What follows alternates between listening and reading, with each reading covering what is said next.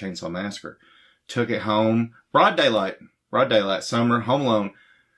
From the sledgehammer attack on, I'm just in a constant state of, I fucked up, but could not get up to turn it off.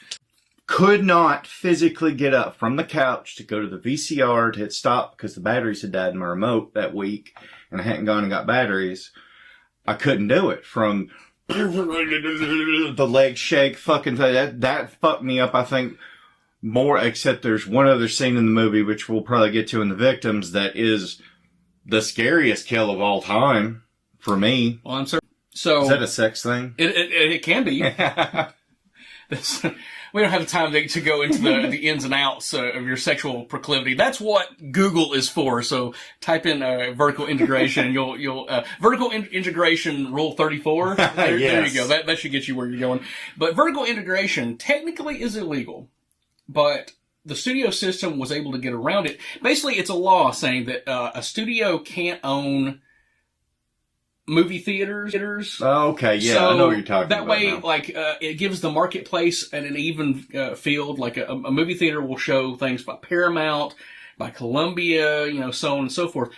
Drive-ins, however, got around this because a lot of them would produce their own films. Integration, not so much by the people who actually created it, but by the people who funded it. Yeah. So it was a scam. It was an absolute scam. But the greatest scam of all time. I would argue probably 2 times the greatest scam of all time. Easily. Nothing is even out of 10, right? Out of 10.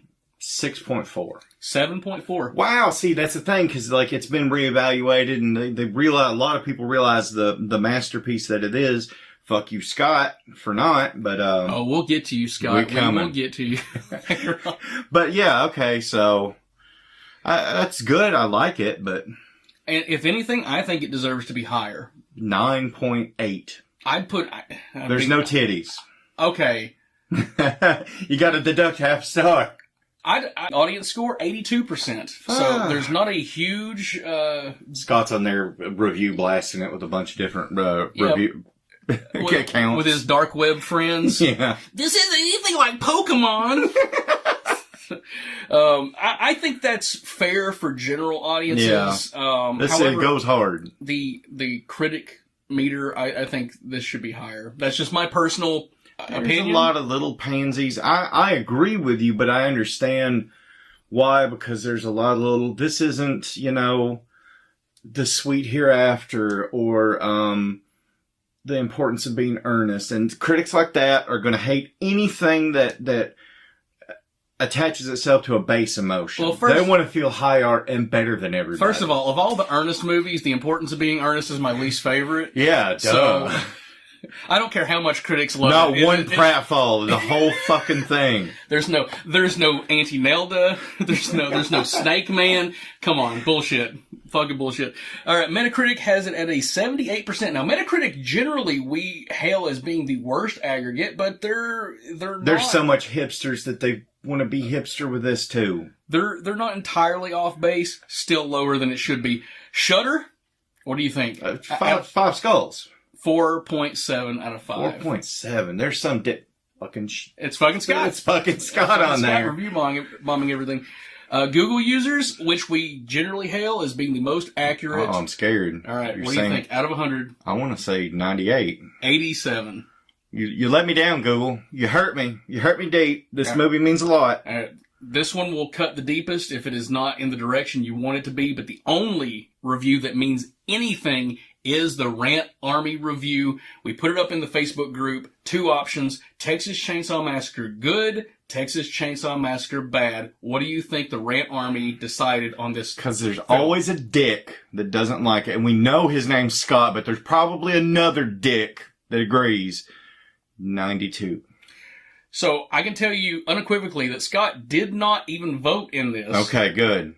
Worked in titty that wasn't like that, it would have been super disturbing sex assault titty, which, isn't that sexy. So that's still enough. Speak for yourself. I Spit on Your Grave is the most romantic movie ever. Hashtag canceled. Billy Jack today, he would be the dude from Renegade, and that's the only. Lorenzo Lamas? No, the actual Native American Oh. Renegade. You're racist. I thought you were being like. And, you know, Well, Ed proliferating. Gein's the big rock star, superstar of fucked up crazy people. That's the one people are. Oh yeah, it's Ed Gein.